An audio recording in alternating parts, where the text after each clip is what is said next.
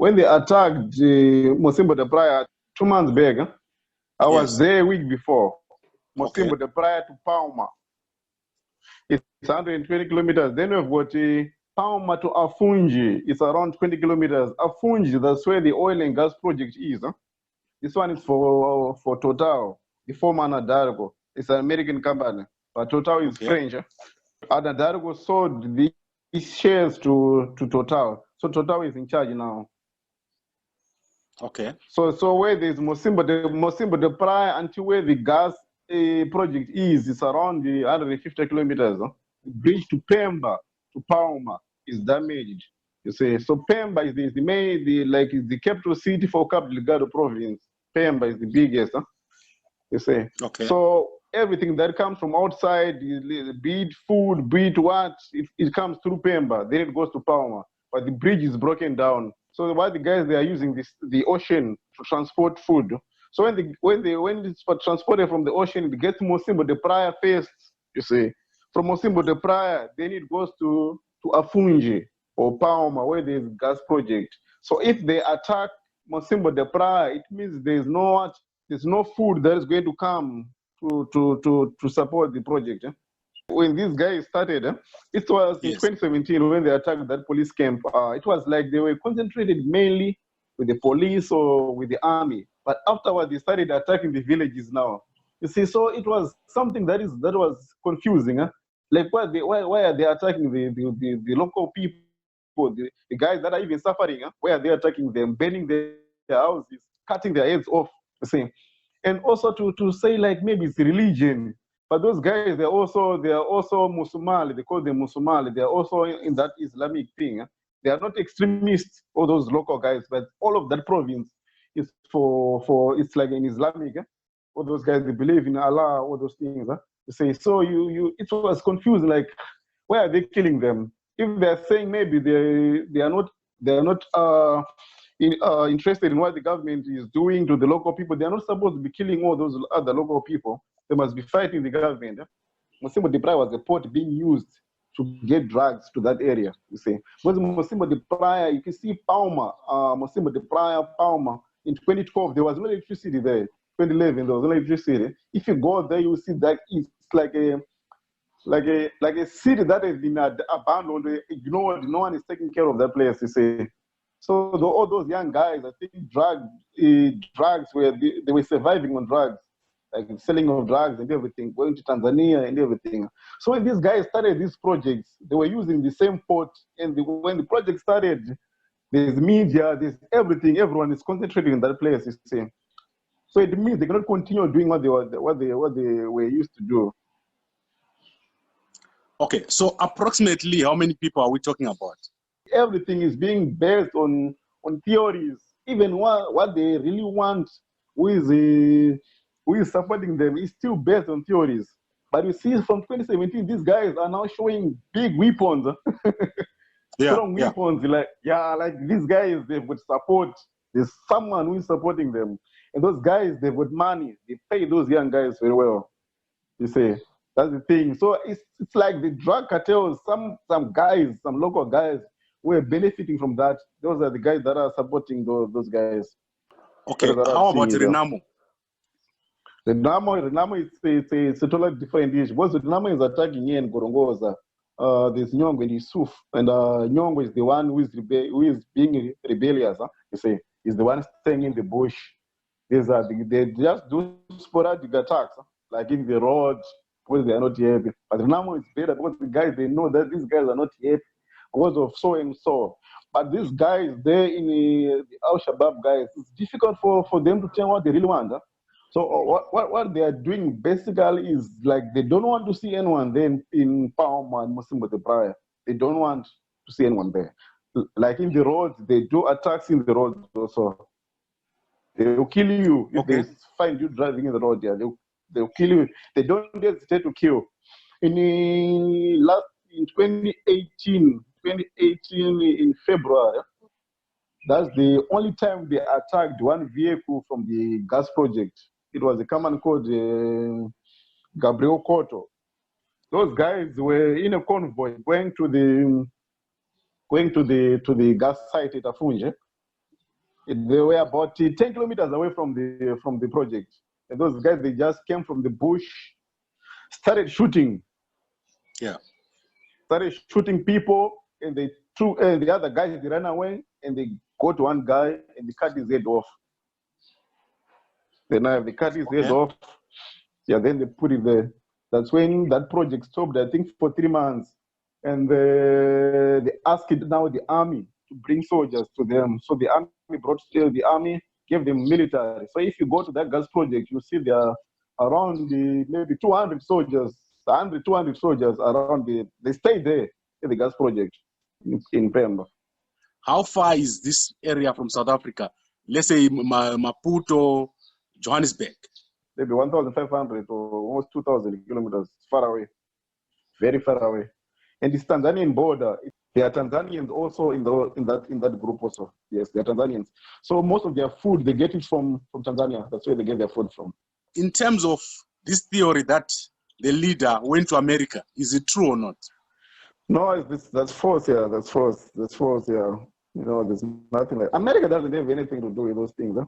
America, there's nothing. I told you that project was for Anadarko American company. They sold it already to the French. They will not benefit anything from supporting those guys killing the local people. What do they benefit from the guys killing the local people? Burning houses of the local people doesn't help them. No?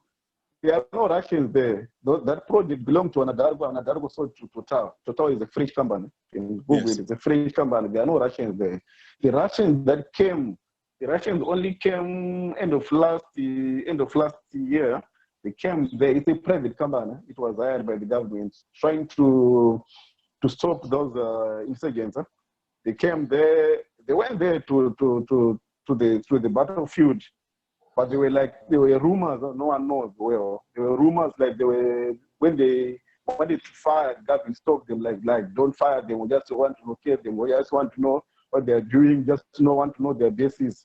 So those guys, they quit and they went back, those Russians. You see, that's only when the Russians got involved in this issue. But there's nothing to do with the Russians, that issue. There's nothing to do with America. Okay. Nothing to do. Yeah. Right, then in terms of capacity, Mozambican army, does it have capacity to fight?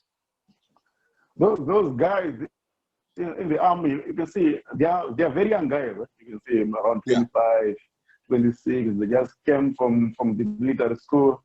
He has never killed even a cattle in his life. Huh? You see, those guys, they are giving you a sign. They are cutting you head off. You see, it's like what can you say? It's like a trademark, yeah? It's a trademark. They're going to fight the guys that it's no nonsense, you see. They cut your head off right away. So those guys, the military, when they are going there, they are already able to fear those young guys. They don't have experience. So when something happens, the war starts, like the year that those guys are there, they are starting to fight, they will run away. That is what's happening. Huh? Those guys are running away with their lives. Those young guys. So they need an arm that is strong. Those guys that have got experience. That are guys that doesn't have fear. But they're just taking young guys who finish from the training, just throw them away. So there will be 300 soldiers, but maybe 20 only. They've got that courage to fight those guys. Like that incident that happened on Musimbo the Prior. There was a driver from one of my friends with a company that was transporting food to that area. So on that day when those guys attacked, that driver was at the port in Musimbo the Prior. He was sleeping there. The military came and knocked this door. Then he said, "Wake up, my friend. There's a problem here." The guys started attacking. That guy came off from his truck. And they gave him a gun, those military. They gave him a gun. They went and died together. They were hiding together with that guy. Can you imagine the military? They were hiding with those guys. And luckily, as he was out, those Al-Shabaab guys, they shot about his truck has got three holes. They shot on that truck. It was there right there at the port. It was shot about three bullets there. They were hiding there with the military. So when those guys, when they fought, hear the gunshots. After some time, they went in the church. They started to pray, Allah, Wallah, Wallah, Wallah, Wallah. They come there from the church again. They start to shoot. So that guy said, I asked the military, when those guys are in the church, let's go there and attack them. He said, the military refused. They said, no, they might be other people. You see, like there's fear. Yeah. There's fear. Those guys, yeah. That's the problem with the capacity to hold them. So that's why I think News is asking for outside assistance. He's asking for outside assistance only now. This thing has been happening for 3 years because I think he really wants to declare like there's war. If you declare war, it means many people, most countries, if you declare war, they won't stop their citizens to come and work there, you say. So it means the project will stop. That's why he was trying to fight this thing passively without declaring any war. But you see something that he can't contain. Huh? That's why he needs outside assistance now. So there are rumors that they will come to Pemba. The military is always moving up and down. So if the moment they attack Pemba, then everything is gone. They've taken Cabo Delgado. Okay. So in terms of the leader, nothing is known about the leader.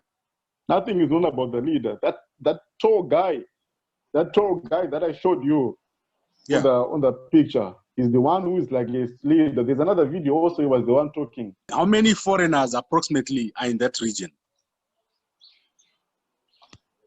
Foreigners it's a project. Huh? Yeah. It's a project. They come and go.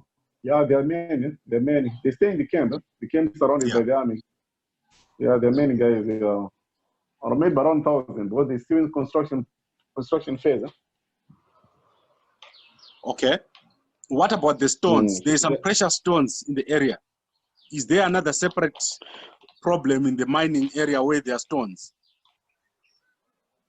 Yeah, there were stones, but it's a different thing. Huh? Yeah, like in Montepuez, there's a place called Montepuez. There are some stones. There's gold there, but that's a different issue.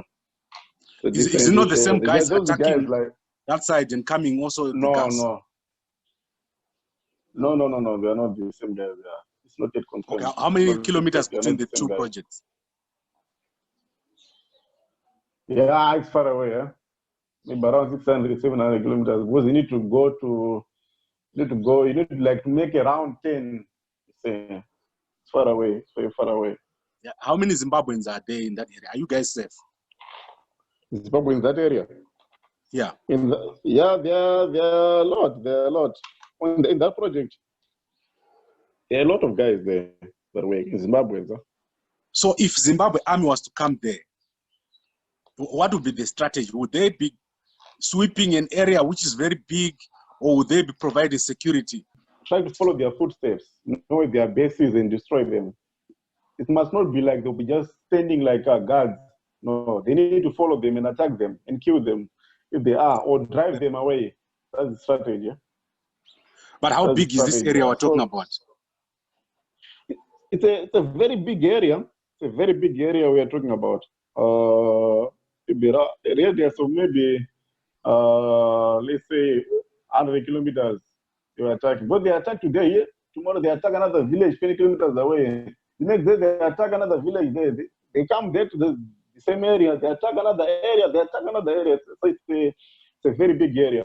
Don't just rush and go there. They need to send some sort of intelligence, get the information. Where are these guys getting? Because they are being supported also. There are some local guys there. They are staying in Mozambique, they buy food for them. They take it there. Some were caught. About 4 guys were caught. They used to receive money from them. They buy food. They take it in the bush. Just leave it in the bush. So you see, there's some support from the local people also, like supporting them in terms of food and everything. So there's some need of some intelligence. Send people go there first and assess what is there, and not just go there and start to fight those guys. You need to have a very good strategy. It's not like a whole zone, like you see one village. Even if you go to Mozambique now, it's business as usual. People are just moving, the banks, everything operating as usual. The Muslim was pride that attacked. Even in Palma, it's business as usual. That is how these guys operate. But in the villages now, that's where you can see these villages been abandoned, people running away. But those guys, they were not attacking like in the towns, in the small towns, because there are small towns in their villages. They don't attack the towns. They are only worried about the villages. They only attack the town now